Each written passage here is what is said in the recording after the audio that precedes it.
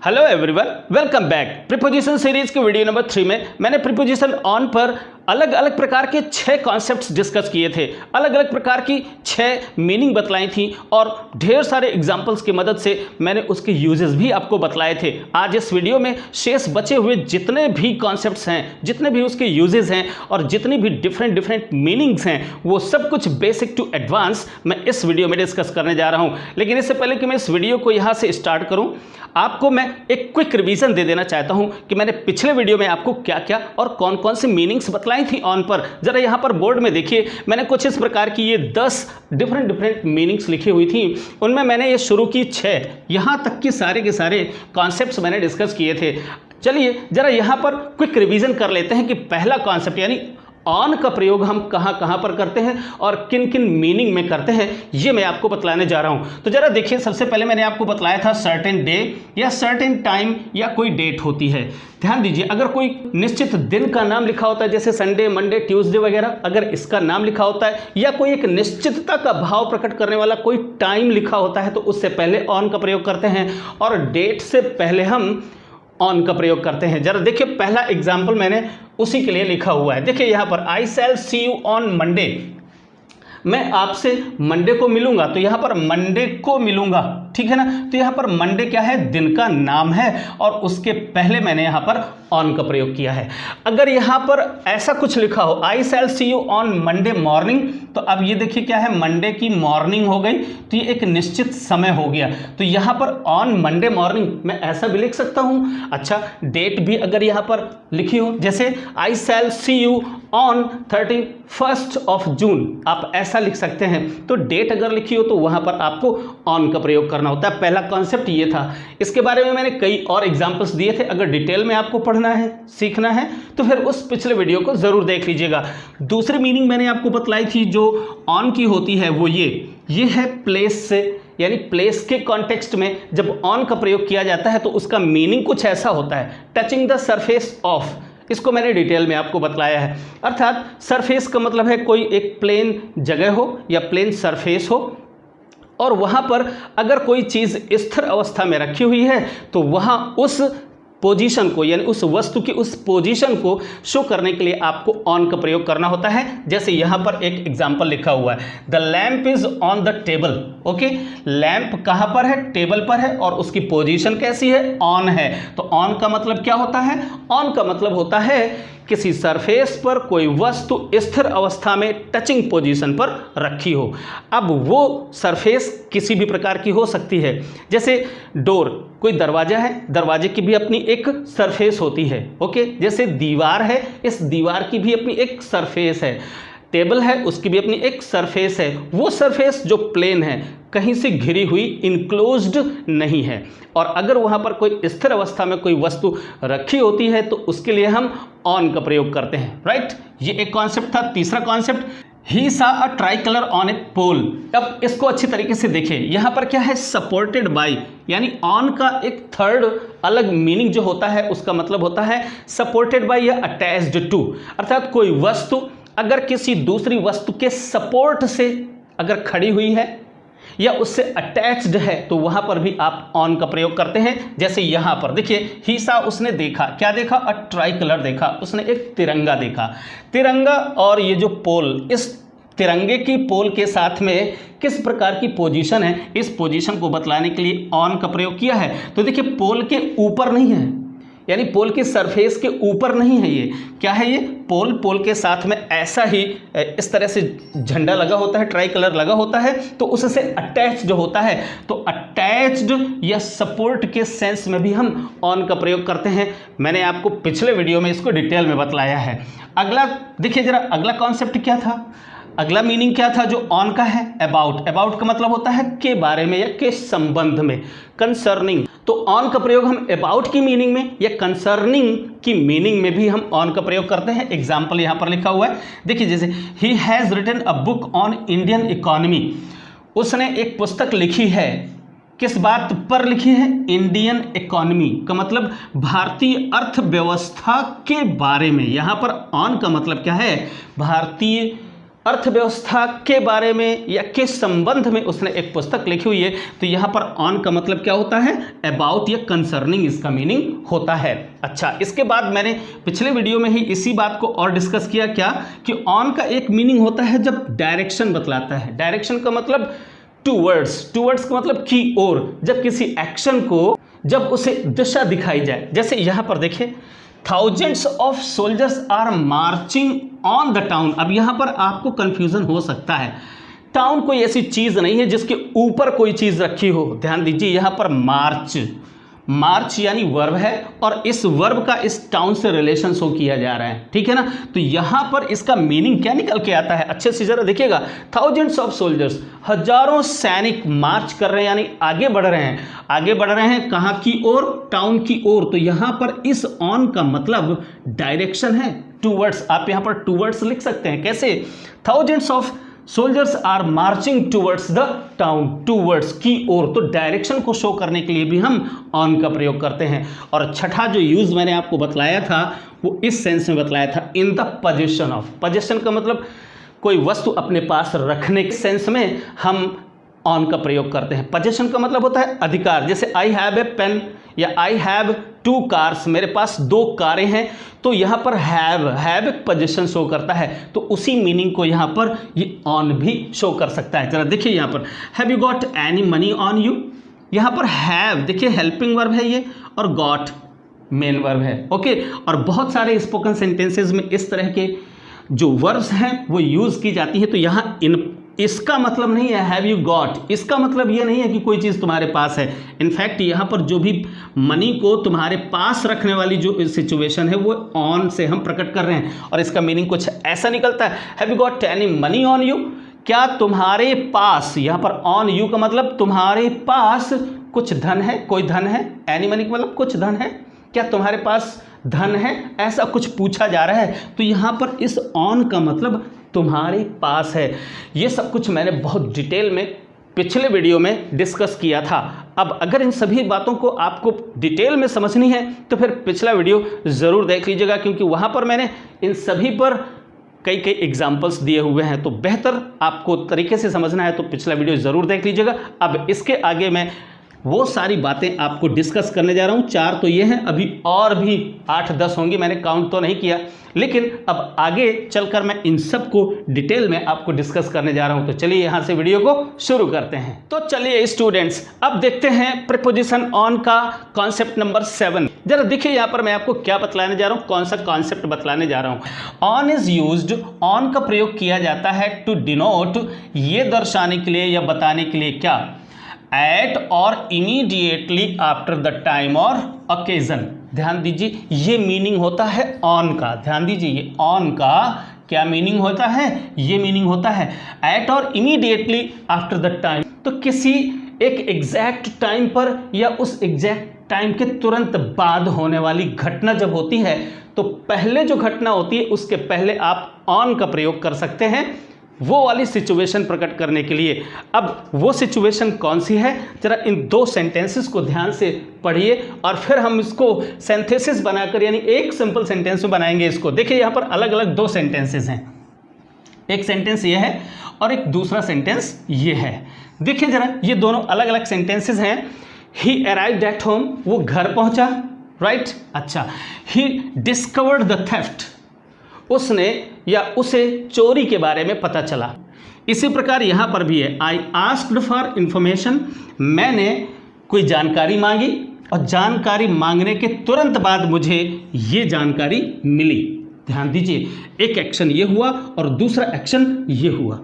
अब अगर इन्हीं सेंटेंसेस को आपको कंबाइन करना है, सिंथेसिस आपको करनी है, 2 सिंपल सेंटेंस हैं, इनको जोड़कर एक नया सिंपल सेंटेंस अगर आपको बनाना है तो आप कैसे कर सकते हैं, यानी जो घटना पहले हुई है उस घटना के लिए आप ऑन का प्रयोग कर दें। क्यों कर दें, क्योंकि तुरंत बाद, इस घटना के तुरंत बाद, एट और immediately after the time of this event, ये वाली घटना घटित हुई है। ओके, तो इस घटना को शो करने के लिए, डिनोट करने के लिए आप क्या कर सकते हैं, ऑन का प्रयोग कुछ ऐसे कर सकते हैं। क्या कर सकते हैं, देखिए, तो आप इस ही को यहाँ से हटाइए, टाइम कैसा है, तुरंत वाला टाइम है, यानी इमीडिएटली आफ्टर द टाइम, यानी इमीडिएटली आफ्टर द अराइवल, तो तुरंत किसी समय को, यानी इस भाव में, यानी तुरंत किसी घटना के बाद अगर कोई घटना घटित होती है तो इस टाइम को शो करने के लिए आप यहाँ पर ऑन का प्रयोग कर सकते हैं।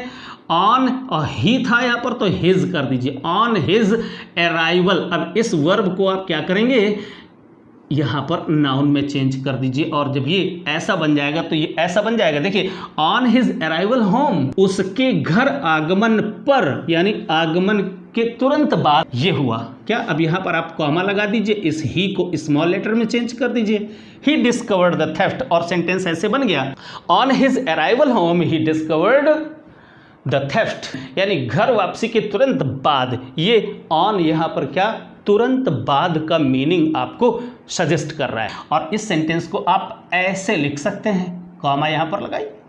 इसी प्रकार से इस सेंटेंस को भी लिख सकते हैं। देखिए जरा, आई आस्क्ड फॉर इन्फॉर्मेशन, मैंने इन्फॉर्मेशन मांगी यानी जानकारी मांगी, ओके, और फिर मुझे बताया गया, आई वॉज टोल्ड, मुझे बताया गया, आई मस्ट वेट, कि मुझे अभी इंतज़ार करना है। तो ये बात कब पता चली, वैसे तो मैं बैठा था, मुझे पता ही नहीं था कि कितनी देर इंतज़ार करना है, लेकिन जब मैंने ये पूछा, ये जानकारी जब मैंने मांगी, तब मुझे ये पता चला, ठीक है ना। तो इसके तुरंत बाद मुझे ये पता चला। तो अब अगर दो घटनाएं एक के बाद एक तुरंत हैं, तो फिर हम पहले वाली घटना के टाइम को शो करने के लिए ऑन का प्रयोग करके कुछ इसी प्रकार का फ्रेज बना सकते हैं। यहाँ पर हमने क्या किया है, देखिए, ऑन लगाया है, ठीक है ना, और यहाँ पर जो सब्जेक्ट था यानी ही, उसको हमने पॉजेसिव केस में चेंज किया था। यहाँ पर आई था तो आई को हमने यहाँ पर पॉजेसिव केस में चेंज कर दिया, ऑन माई, ओके। यहाँ पर अराइव्ड वर्ब थी, हमने यहाँ पर इसको अराइवल करके नाउन में चेंज कर दिया। यहाँ पर आस्क्ड है, अगर इसको हम नाउन में चेंज करेंगे तो आस्किंग यानी जेरंड बना दीजिए, आस्किंग फॉर इंफॉर्मेशन। देखिए, on my asking for information, अब यहाँ पर कॉमा लगा दीजिए क्योंकि अब ये फ्रेज में बदल गया, ये एक प्रपोजिशनल फ्रेज है, ओके।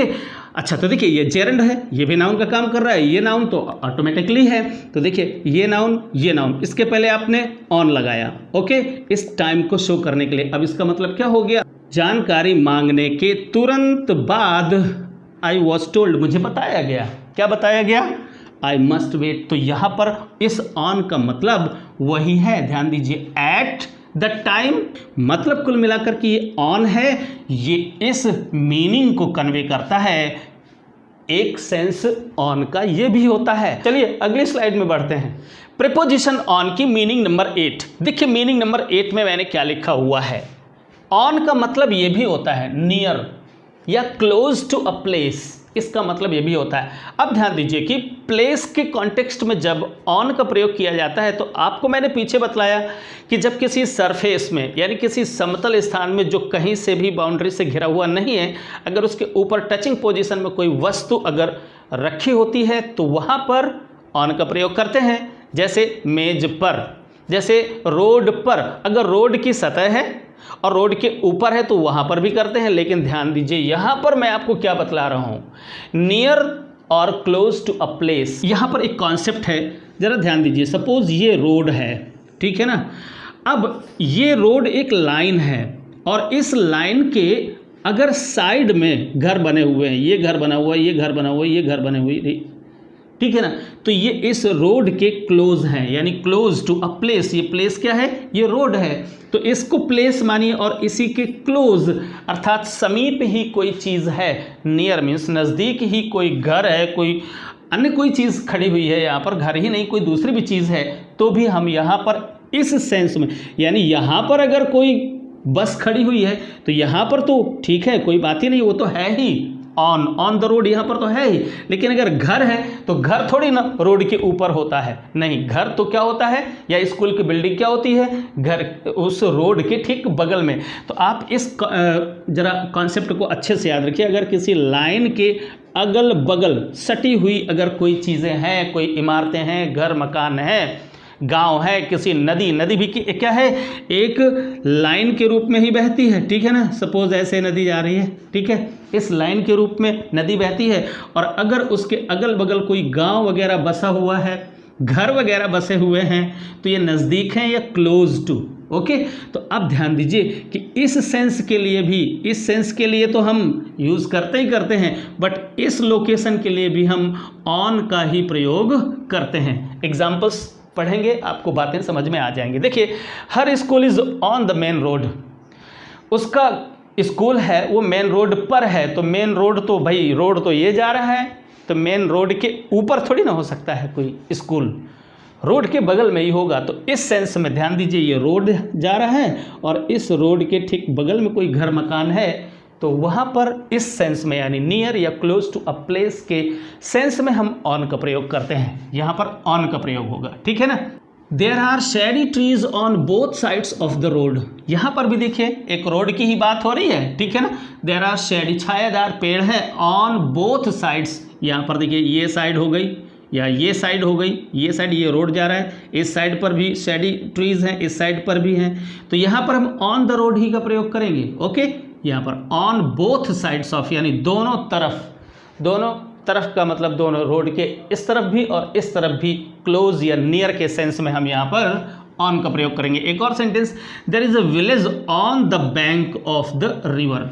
ये रिवर है और ये गांव बसा हुआ है, तो अगर रिवर के क्लोज में अगर कोई गांव बसा हुआ है तो नियर के सेंस में या क्लोज टू ए प्लेस के सेंस में हम ऑन का प्रयोग करते हैं। अब देखिए जरा, यहाँ पर अगला है बेसिस, आधार। ध्यान दीजिए, किसी आधार पर हम कोई बात कहें, on the grounds of something अगर हम कोई बात बोलते हैं तो वहाँ पर भी ऑन का प्रयोग होता है। एग्जाम्पल्स अगली स्लाइड में। अब देखिए स्टूडेंट्स, प्रीपोजिशन ऑन की दो और कमाल की मीनिंग्स। देखिए मीनिंग नंबर 9 क्या है, बेसिस, ग्राउंड। बेसिस का मतलब होता है आधार या ग्राउंड का मतलब भी आधार ही होता है। तो यहाँ पर आधार का मतलब है बिकॉज ऑफ, माने के कारण से। जरा यहाँ पर देखिए मैंने क्या लिखा हुआ है उसके बारे में। On is used to indicate, on का प्रयोग किया जाता है इंडिकेट करने के लिए। क्या इंडिकेट करने के लिए? कोई बेस यानी कोई आधार बताया जाता है। आधार कोई कारण होता है, ग्राउंड वही आधार बताया जाता है, और रीज़न वही मतलब है, रीज़न माने कारण बतलाया जाता है। फॉर समथिंग माने किसी काम के बारे में या किसी चीज़ का जब कारण बतलाया जाए तो फिर वहाँ पर हम कारण बतलाने के लिए या बेस बतलाने के लिए ऑन का प्रयोग करते हैं। सेंटेंसेस पढ़ें तो आपको अच्छे से समझ में आएगा। देखिए जरा, ही वॉज अरेस्टेड, उसे गिरफ्तार कर लिया गया। तो गिरफ्तार करने का कारण या गिरफ्तार करने का आधार क्या था? आधार देखिए, the charge of murder means हत्या का आरोप था। आधार किस बात के लिए? बेस था। ये क्या बेसिस है?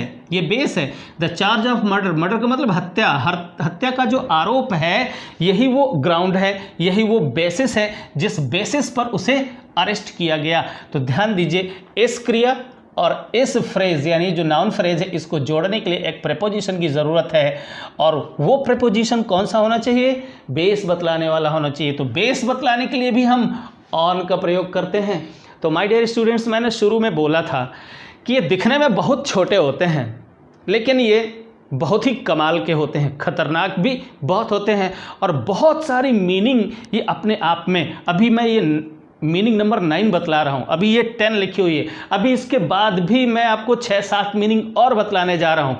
तो इन सब को बहुत अच्छे तरीके से पढ़ने की ज़रूरत होती है, समझने की ज़रूरत होती है, एक्चुअली उनका कॉन्सेप्ट और साथ में उसकी मीनिंग को समझना बहुत ज़्यादा ज़रूरी होता है। तो देखिए यहाँ पर ऑन की एक मीनिंग क्या है? बेसिस है, ग्राउंड है, या बिकॉज। इसकी मीनिंग आप बिकॉज ऑफ भी लगा सकते हैं, ठीक है ना, बिकॉज ऑफ के कारण से, या ये इसका मतलब he was arrested because of the charge of murder. आप यहाँ पर ऑन के स्थान पर क्या लगा सकते हैं? बिकॉज ऑफ लगा सकते हैं। तो ध्यान दीजिए कि ऑन का मतलब ये भी होता है।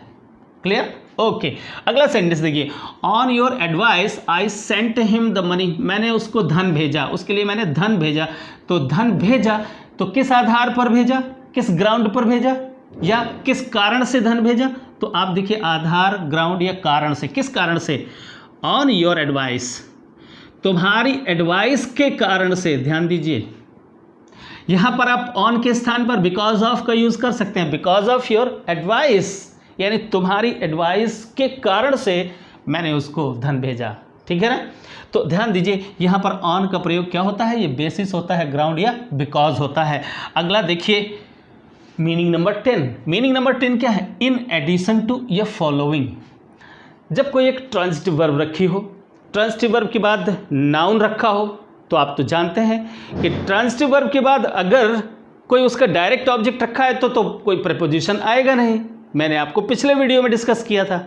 लेकिन उसके बाद अगर सेम वही ऑब्जेक्ट दोबारा आए तो फिर आपको एक प्रीपोजिशन की ज़रूरत होती है, और उसका मीनिंग ये होता है कि जब कोई ऑब्जेक्ट एक के बाद एक आए, एक ऑब्जेक्ट है तो उसके पहले तो कोई प्रीपोजिशन नहीं, लेकिन वही ऑब्जेक्ट सेम दोबारा फिर से आ जाए तो फिर आपको ऑन का प्रयोग करना होगा। देखिए जरा यहाँ पर अच्छे से समझिए। ही रिसीव्ड, उसने रिसीव किया। क्या रिसीव किया? ब्लो मीन्स प्रहार, यानी किसी पर प्रहार किया जा रहा है तो वो रिसीव कर रहा है, ठीक है ना। तो ही रिसीव्ड, उसने रिसीव किया, और ये ब्लो प्रहार नाउन है, ठीक है ना। ध्यान दीजिए कि ये इस क्रिया का डायरेक्ट ऑब्जेक्ट है, यानी कोई चीज़ रिसीव की जा रही है तो क्या रिसीव की जा रही है? ये रिसीव की जा रही है, तो ये डायरेक्ट ऑब्जेक्ट हो गया। अब इस डायरेक्ट ऑब्जेक्ट और इस क्रिया के बीच में कोई भी प्रीपोजिशन नहीं होगा। यहाँ पर भी देखिए, ही सफर्ड, उसने नुकसान झेला। सफ़र का मतलब क्या होता है? नुकसान झेलना। यहाँ पर लॉस है तो नुकसान ही उसका मतलब है। तो सफ़र किया, क्या सफ़र किया? लॉस, माने हानि उसने सफ़र की, सहन की। तो ये भी लॉस क्या है? इस वर्ब का डायरेक्ट ऑब्जेक्ट है। तो यहाँ पर इस बीच में हम कोई भी प्रीपोजिशन नहीं लगाएंगे, ध्यान दीजिएगा।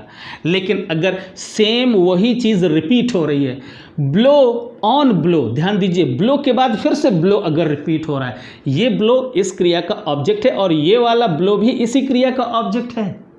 ये लॉस इस क्रिया का ऑब्जेक्ट है और ये लॉस भी इसी क्रिया का ऑब्जेक्ट है। ध्यान दीजिए, तो पहले वाले डायरेक्ट ऑब्जेक्ट से पहले तो कोई हम प्रीपोजिशन नहीं लगाएंगे, लेकिन अगर सेम इन एडिशन टू, यानी ब्लो इन एडिशन टू, ये वाला जो ब्लो है इन एडिशन टू, यानी एक ब्लो के बाद दूसरा, यानी फॉलोइंग। फॉलोइंग का मतलब क्या होता है? एक के बाद एक के बाद एक के बाद एक, ठीक है ना। तो अगर सेम ऑब्जेक्ट्स एक के बाद एक किसी क्रिया के ऑब्जेक्ट के रूप में हैं, तो ध्यान दीजिए कि ये जो आगे वाला जो नाउन है या जो डायरेक्ट ऑब्जेक्ट है उसके बीच में आपको ऑन लगाना पड़ेगा। ओके, तो ये ऑन वास्तव में इस रिसीव क्रिया से जुड़ा हुआ है, तो ये एक प्रीपोजिशनल फ्रेज है और ये वर्ब को मॉडिफाई कर रहा है, इसलिए एडवर्बियल फ्रेज हो गया, ठीक है ना। प्रीपोजिशनल फ्रेज जो एडवर्ब का काम कर रहा है। उसी प्रकार से यहाँ पर भी है सफर्ड लॉस, तो पहली बार लॉस सफ़र किया तो कोई बात नहीं है, लेकिन उसी लॉस को दोबारा फिर से, यानी एक के बाद एक, इस सेंस में फॉलोइंग माने एक के बाद एक, एक के बाद एक, एक के बाद एक फॉलो करता हुआ चला जाएगा, तो फिर वहाँ पर आपको इस सेंस में, यानी इन एडिशन टू के सेंस में आपको ऑन का प्रयोग करना होता है। अभी ये तो आधा ही हुआ है, अभी तो और भी बहुत कुछ है। तो इन सबको अगर समझना है तो फिर ये पूरा वीडियो आपको देखना ही पड़ेगा। चलिए अगली स्लाइड में बढ़ते हैं। अब देखिए स्टूडेंट्स, प्रीपोजिशन ऑन की मीनिंग नंबर 11 देखिए जरा। मीनिंग नंबर 11 के अंदर हम क्या पढ़ने जा रहे हैं, कौन से मीनिंग को डिनोट करता है? Official membership. जी हाँ, कई सेंटेंसेस ऐसे होते हैं जहां पर केवल प्रीपोजिशन ऑन ही इस मीनिंग को कन्वे करता है। देखिए जरा यहाँ पर क्या है, ऑफिशियल मेंबरशिप, यानी एक आधिकारिक सदस्यता। जी हाँ, ऑन नामक प्रीपोजिशन अकेला मात्र केवल इस मीनिंग को डिनोट करता है। सेंटेंस पढ़ें जरा, यहाँ पर क्या लिखा हुआ है, I am the selection committee. अगर कोई सेंटेंस कहा जाए आपसे और ट्रांसलेट करने के लिए कहा जाए कि मैं किसी सिलेक्शन कमेटी में हूँ, तो इसका ट्रांसलेशन आप कैसे करेंगे? क्या आप ऐसे करेंगे, I am in the selection committee? दिखने में तो यही लग रहा है कि मैं सिलेक्शन कमेटी में हूँ, तो मैं के लिए आपने इनका प्रयोग कर दिया। या कह दिया जाए मैं उसके पक्ष में हूँ, तो मैं उसके पक्ष में हूँ, I am in his side, आप ऐसा लगाएंगे? जी नहीं, यहाँ पर अगर आप इनका प्रयोग कर देंगे तो गलत हो जाएगा भाई, ठीक है ना। अब देखिए यहाँ पर इसका मीनिंग क्या है। अगर आप ऑन लगाते हैं तो ऑन अकेले प्रयोग कर देने पर इसका मीनिंग क्या हो जाता है? मीनिंग ये हो जाता है ऑफिशियल मेंबरशिप, राइट। तो देखिए मीनिंग नंबर 11 है मेंबरशिप ऑफ ए ग्रुप और ऑर्गेनाइजेशन। अगर आप किसी भी ग्रुप यानी समूह या किसी ऑर्गेनाइजेशन, किसी संस्था के ऑफिशियल मेंबर हैं, तो उस मेंबरशिप को शो करने के लिए आपको और ज़्यादा कुछ नहीं लिखना होता, सिंपली ऑन नामक प्रीपोजिशन का प्रयोग कुछ ऐसे कर देना होता है, I am on the selection committee. आप यहाँ पर देखिए, मैं हूँ, क्या हूँ? एक ऑफिशियल मेंबर हूँ, किसका? उस सिलेक्शन कमेटी का मैं एक ऑफिशियल मेंबर हूं। यहां पर ऑन का मतलब है ऑफिशियल मेंबरशिप या official member of any group और कमेटी या किसी ऑर्गेनाइजेशन का। यहाँ पर देख लीजिए, I am on his side, मैं उसके पक्ष में हूँ। तो अगर किसी के पक्ष में है तो पक्ष भी क्या होता है? वास्तव में एक प्रकार का ग्रुप ही होता है। अगर किसी के पक्ष में होना है तो फिर आपको यहाँ पर ऑन का प्रयोग करना होगा। I am on his side, आप ऐसा सेंटेंस बोलेंगे। अगला जरा देखिए यहाँ पर क्या है, meaning number 12, regularly consuming something. अब इस मीनिंग को कन्वे करने के लिए आप केवल ऑन का प्रयोग कर सकते हैं। क्या है इसका मतलब? किसी चीज़ को नियमित रूप से कंज्यूम करने की मीनिंग को डिनोट करने के लिए आप ऑन का प्रयोग कुछ ऐसे कर सकते हैं। जरा देखिए, I live on fruits and milk. अब जरा यहाँ पर अगर ऑन का अर्थ आप पर या ऊपर निकाल कर देखेंगे तो कैसा लगेगा सेंटेंस? जरा गौर से देखिए, आई लिव, मैं रहता हूँ फलों और दूध के ऊपर रहता हूँ। यहाँ पर इस ऑन का मतलब कोई ऊपर या पर नहीं है। इनफैक्ट इसका मीनिंग क्या है? I live on fruits and milk. इसका मतलब यह है कि आई regularly consume fruits and milk. इसका ये मतलब है। ऑन का मतलब क्या है? मैं नियमित रूप से फ्रूट्स एंड मिल्क कंज्यूम करता हूँ, खाता हूँ या लेता हूँ। ठीक है ना? तो यहाँ पर लिव ऑन का मतलब क्या है? रेगुलरली कंज्यूमिंग समथिंग का मतलब यही, फ्रूट्स एंड मिल्क। तो इसका मीनिंग कुछ ऐसे निकालिएगा। Most cars run on petrol. अब जरा ध्यान से देखिए यहाँ पर क्या लिखा हुआ है, अधिकांश कारें पेट्रोल पर चलती हैं। यहाँ पर भी वही मीनिंग है, यानी पेट्रोल को कंज्यूम करती हैं रेगुलरली, यानी अधिकांश कारें पेट्रोल का कंज्यूम या पेट्रोल को कंज्यूम करते हुए चलती हैं। तो आप देखिए, रेगुलरली कंज्यूमिंग समथिंग की मीनिंग को डिनोट करने के लिए भी आप ऑन का प्रयोग करते हैं। अगले मीनिंग देखिए, बाय मीन्स ऑफ यूजिंग। ध्यान दीजिए, अब यहाँ पर क्या मतलब है? बाय मीन्स ऑफ का मतलब होता है के साधन से या किसी के द्वारा, और यूजिंग का मतलब प्रयोग करके। खैर, इस पॉइंट को तो आप कुछ ऐसे समझिए जैसे मैं आपको बतलाऊं। देखिए, अगर कहीं पर कोई एक म्यूजिकल इंस्ट्रूमेंट हो और उस म्यूजिकल इंस्ट्रूमेंट को अगर ऑपरेट किया जा रहा हो, या फिर कोई डिजिटल मीडिया प्लेटफॉर्म हो, जैसे टेलीविज़न हो या फ़ोन हो या रेडियो हो, अगर वहाँ पर कुछ प्ले हो रहा है, तो कुल मिलाकर देखने वाली बात यह है कि अगर किसी म्यूज़िकल इंस्ट्रूमेंट में कुछ प्लेइंग हो रही है, यानी उसका बजाना हो रहा है, या फिर टेलीविज़न पर कोई सपोज न्यूज़ है वो टेलीकास्ट की जा रही है, या फ़ोन पर कोई डिस्कशन हो रहा है, तो इन सब के लिए आपको चाहिए कि उनसे पहले आपको ऑन का प्रयोग करना चाहिए। बस ये कुछ बातें ऐसी हैं जो आपको मेमोराइज़ कर लेनी चाहिए। कुछ सेंटेंसेस यहाँ पर लिखे हुए हैं, ज़रा इनको पढ़ करके समझने का प्रयास करिए। ही डिस्कस्ड हिज प्रॉब्लम, उसने अपनी प्रॉब्लम को डिस्कस किया ऑन फोन। ध्यान दीजिए, ये फ़ोन क्या है? ये एक डिजिटल मीडिया है। तो डिजिटल मीडिया से पहले आपको ऑन का प्रयोग कर देना चाहिए। जैसे the prime ministers speech was telecast television, और टेलीविज़न से पहले आपको ऑन का प्रयोग करना चाहिए। ये क्या है? ये एक डिजिटल मीडिया है। ओके, इनसे पहले आपको ऑन का प्रयोग कर देना चाहिए। जैसे he played a tune on accordion.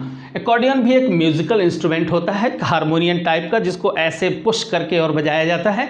तो आप वहाँ पर अगर एकॉर्डियन यानी एक म्यूजिकल इंस्ट्रूमेंट, उस पर अगर कुछ प्ले हो रहा है, यानी प्ले किया है एक ट्यून को, ट्यून माने कोई धुन बजाई, कोई संगीत बजाया, तो आप किसी भी ऐसे म्यूजिकल इंस्ट्रूमेंट के पहले आप ऑन का प्रयोग करेंगे, या किसी डिजिटल मीडिया से पहले आप क्या करोगे?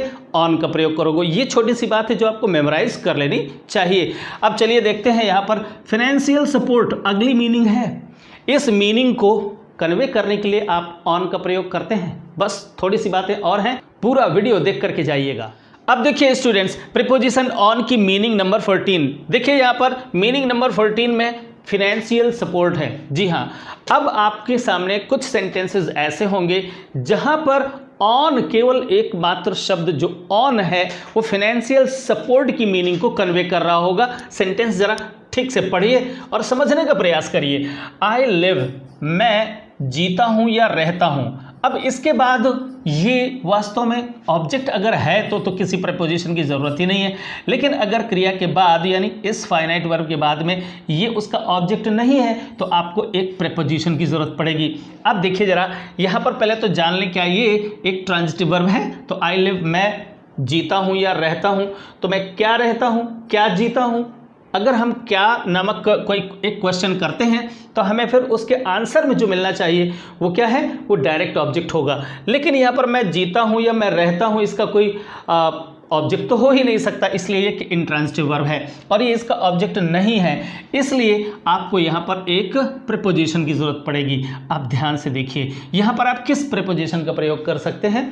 तो आपको अगर ये कॉन्सेप्ट्स मालूम है तो फिर आप आसानी के साथ प्रीपोजिशन को क्या कर सकते हैं, पिक कर सकते हैं। यहाँ पर कुछ ऑप्शंस दिए हो सकते हैं। अब उन ऑप्शंस में आपको देखना है कि अगर ये जो बात लिखी हुई है ये इस क्रिया के रिलेशन में है, अगर इस क्रिया के रिलेशन में अगर ये फिनेंशियल सपोर्ट को अगर उस मीनिंग को अगर कन्वे करता है तो यहाँ पर ऑन का प्रयोग आपको करना चाहिए। आई लिव, मैं जीता हूँ या रहता हूँ।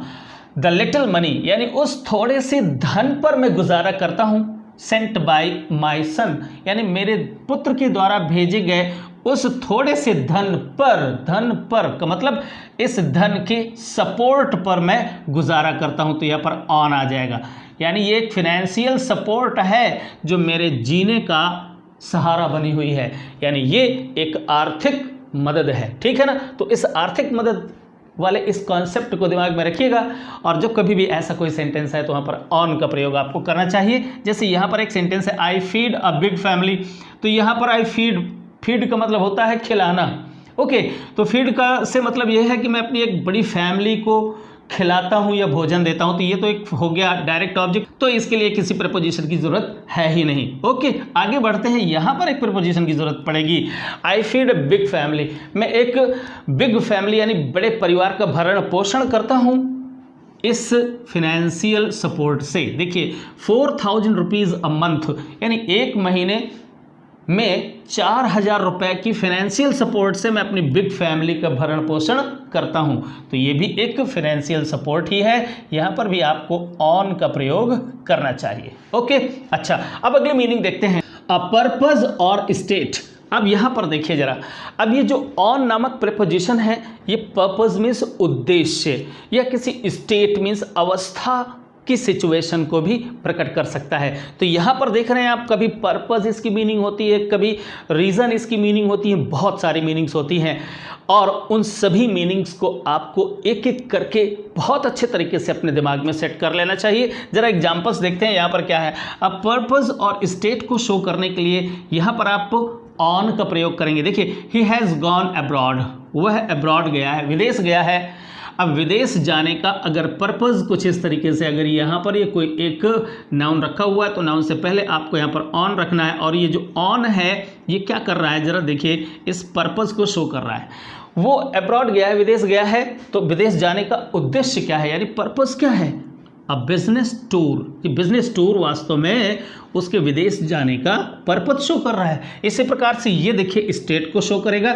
यहाँ पर ये लोन फॉर ए वीक की एक्चुअली स्टेट को शो कर रहा है। देखिए, I have taken this money, मैंने ये धन लिया है किस स्टेट पर, एक सप्ताह के कर्ज की अवस्था पर, यानी ये एक स्टेट को है शो कर रहा है। यानी एक सप्ताह का जो लोन है, जो कर्ज है, वो स्टेट को शो कर रहा है। तो स्टेट और पर्पस को शो करने के लिए भी आप ऑन का प्रयोग करते हैं। अब ये मीनिंग नंबर 16, ये बहुत ज़्यादा इंपॉर्टेंट है, इसको बहुत अच्छे तरीके से समझिएगा जरा। बच्चे लोग यहाँ पर बहुत सारी गलतियाँ करते हैं। देखिए, सबसे पहली बात तो क्या है, इन और into a large public vehicle. ध्यान दीजिए, यहाँ पर लार्ज पब्लिक व्हीकल की बात की जा रही है। वैसे तो जो व्हीकल्स हैं, साधन है, सवारियाँ हैं, उनके लिए कभी आप इन का प्रयोग करते हैं, कभी बाई का प्रयोग करते हैं और कभी कभी ऑन का प्रयोग भी करते हैं। तो ज़रा गौर करिए, यहाँ पर क्या है, लार्ज पब्लिक व्हीकल। लार्ज का मतलब कुछ बड़ी जो सार्वजनिक साधन होते हैं, लार्ज का मतलब बड़े, कुछ ऐसे बड़े साधन जिन पर हम चहलकदमी कर सकते हैं, टहल घूम फिर सकते हैं, अपना प्लेस चेंज कर सकते हैं। कुछ ऐसे बड़े व्हीकल्स जो होते हैं, अगर वहाँ पर किसी के होने की बात करी जाए तो वहाँ पर ऑन का प्रयोग करना चाहिए, इन का प्रयोग नहीं करना चाहिए। देखिए ज़रा यहाँ पर देखिए, he was on the plane, आप यहाँ पर प्लेन की बात कर रहे हैं। अब अगर उससे पहले ऑन का प्रयोग करते हैं तो आपका कॉन्सेप्ट क्या है कि अगर किसी भी वस्तु के ऊपर सरफेस की अगर टचिंग पोजीशन हो तो अब आप ये मत समझ लीजिएगा ऑन द प्लेन अगर कहा तो प्लेन के ठीक ऊपर वाली यहाँ पर पोजीशन नहीं है, ठीक है ना। So he was on the plane Delhi to Mumbai, यानी वो प्लेन जो दिल्ली से मुंबई की ओर जा रहा था उस प्लेन के अंदर की अवस्था है, ध्यान दीजिए यहाँ पर इन की अवस्था है, ओके वो इनकी अवस्था है। लेकिन अगर कोई लार्ज पब्लिक व्हीकल है तो उस इनकी अवस्था को वहाँ पर इन से नहीं बल्कि ऑन से हमें प्रकट करना चाहिए। लेकिन अगर यहीं पर लार्ज पब्लिक व्हीकल नहीं है, कोई स्मॉल व्हीकल है, अपना व्हीकल है, जैसे कार हो गई, टैक्सी हो गई, जीप हो गई, ये छोटे सी व्हीकल्स होते हैं और इनमें चहल कदमी करना या घूमना टहलना या स्थान बदल लेना ऐसी क्रियाएं नहीं हो सकती हैं, तो उनके लिए आप इनका प्रयोग कर सकते हैं। बट अगर बड़े पब्लिक व्हीकल्स हैं तो वहाँ पर इनकी सिचुएशन को प्रकट करने के लिए आप क्या कर सकते हैं, क्या कर सकते हैं नहीं बल्कि आप क्या करेंगे, ऑन का प्रयोग करेंगे। ये आप अच्छे तरीके से याद रखिएगा। I had dinner on the train, अब इसका मतलब ये नहीं कि ट्रेन की छत पर बैठ करके मैंने डिनर लिया। ऑन का मतलब यही तो होता है ना, किसी सरफेस के ऊपर छत पर बैठकर, तो छत नहीं, यहाँ पर हम ऑन का मतलब ट्रेन के ऊपर बैठ करके हमने कोई डिनर नहीं किया, ट्रेन के अंदर हैं। बट ट्रेन एक क्या है, लार्ज व्हीकल है, इसलिए वहाँ पर हम टहल सकते हैं, घूम सकते हैं। तो इनफैक्ट वो इनकी पोजीशन ही है, ट्रेन के अंदर है अगर हम तो इनकी पोजीशन ही है। लेकिन फिर भी याद रखिए कि लार्ज पब्लिक व्हीकल के लिए आप अगर कोई व्यक्ति उसके अंदर भी है तो वहाँ पर ऑन का प्रयोग आपको करना होता है। इसी से रिलेटेड एक दो एग्जाम्पल्स मैं आपको और देता हूँ जिसमें इन या बाई का प्रयोग आप कर सकते हैं, ऑन का प्रयोग कर सकते हैं। तो कुछ बड़े ही इंपॉर्टेंट एग्जाम्पल्स हैं, इनको भी देख करके जाइएगा। लेकिन उससे पहले यहाँ इस स्क्रीन पर देखिए, ये वो वर्ड्स हैं जिनके पहले आपको हमेशा ऑन का प्रयोग करना चाहिए और आप इनको मेमोराइज कर लें तो बहुत अच्छा रहेगा। अपनी कॉपी में नोट कर लीजिए।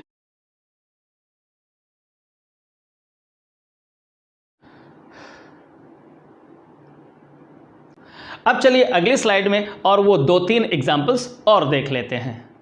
अब लास्ट स्लाइड में मैं आपको कुछ ऐसी छोटी छोटी बातें बतलाने जा रहा हूं जिनको लेकर बच्चे लोग बहुत ज़्यादा कंफ्यूज रहते हैं और वो गलतियां भी इसी पर बहुत ज़्यादा करते हैं। देखिए, मैं यहाँ पर आपके सामने कुछ रूल्स डिस्कस करने जा रहा हूँ। इनफैक्ट हैं तो ये कॉन्सेप्ट ही, लेकिन कॉन्सेप्ट के अकॉर्डिंग अगर आप उन्हें समझेंगे तो कॉन्सेप्ट भी आपको समझ में आएगा। अदरवाइज ज़्यादा बेहतर रहेगा कि आप इनको अकॉर्डिंग टू रूल्स, यानी इनको रूल्स के रूप में आप इन्हें याद कर लीजिए, मेमोराइज कर लीजिए। क्या है ज़रा देखिए, यहाँ पर रूल नंबर 1 मैंने आपको वही बतलाया, यानी जो यहाँ पर लास्ट स्लाइड में जो मैं बात कर रहा था इसी से रिलेटेड वो रूल है। देखिए ज़रा, यहाँ पर ए, एन और द ये आर्टिकल्स हैं। अगर ये आर्टिकल्स लगे हुए हैं किसी लार्ज पब्लिक व्हीकल से पहले, द जैसे कह दिया जाए बस, ट्रेन, प्लेन, शिप, ओके, ये लार्ज पब्लिक व्हीकल्स हैं। अगर इनसे पहले ए, एन और द लगा हुआ है तो आप क्या करोगे, इनसे पहले आप ऑन का प्रयोग करेंगे। याद रखेंगे इस बात को। अच्छा, अब अगर यहीं पर ए, एन और द के बाद अगर छोटे व्हीकल्स रखे हों, जैसे कार हो गया, जीप हो गया, तो ये छोटे व्हीकल्स हैं, पब्लिक व्हीकल्स भी नहीं होते हैं, ये अपने पर्सनल व्हीकल्स होते हैं। तो आप यहाँ पर ऑन का नहीं बल्कि इन का प्रयोग करेंगे। ध्यान रखेंगे क्या, एक बार मैं फिर से बतला देता हूँ। आर्टिकल्स के बाद ए, एन और द के बाद अगर बड़े पब्लिक वाहन हैं, सार्वजनिक वाहन है, बड़े वाहन है जिस पे आप टहल घूम फिर सकते हैं, तो उनके पहले ऑन का प्रयोग करना है। लेकिन ऐसे वाहन जिनके अंदर हम घूम फिर टहल नहीं सकते हैं, ऐसे अगर वाहन आ जाएं तो उनसे पहले आपको इन लगाना पड़ेगा। ये आर्टिकल्स लगे होंगे, छोटे वाहन लिखे होंगे, इन लगाना पड़ेगा, ध्यान रखिएगा। खैर, वो वाली बात तो मैं इनको जब आपको पढ़ाऊंगा तो वहां पर भी डिस्कस करूंगा।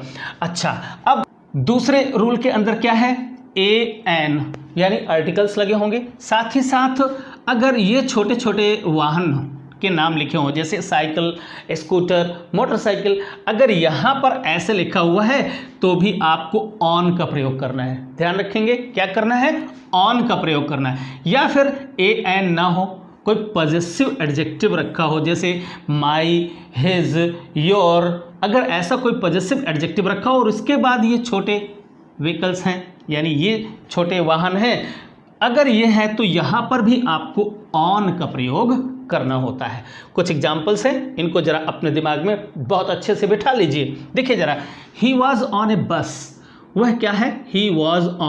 इस आर्टिकल को अच्छे से देखिए, ही वॉज ऑन ए बस, एक आर्टिकल है, आर्टिकल ए आ गया, फिर इसके बाद एक बड़ा वाहन है यानी बस, ट्रेन, प्लेन, शिप, ये क्या है, लार्ज पब्लिक व्हीकल्स हैं। और अगर ऐसा है तो आपको यहाँ पर ऑन का प्रयोग करना पड़ेगा। ओके, लेकिन अगर यहाँ पर छोटे व्हीकल्स होते, जीप होती, कार होती, तो यहाँ पर आप ऑन की जगह क्या करते, इन का प्रयोग करते। ओके, अच्छा दूसरी बात, ही वॉज ऑन ए, अब यहाँ पर देख रहे हैं फिर से एक आर्टिकल लगा हुआ है, साइकिल हो, स्कूटर हो, मोटरसाइकिल हो, इनके ऊपर ऑन ही हुआ जाता है, राइट। तो अब अगर ए यहाँ पर एक आर्टिकल लगा हो, ये आर्टिकल बहुत ही ज़्यादा इंपॉर्टेंट है, अगले वीडियो में मैं जब इनसे इसको कंपेयर करूँगा तो फिर आपको यहाँ पर इसकी जो महत्व है, इसका जो इंपॉर्टेंस है वो आपको समझ में आ जाएगा।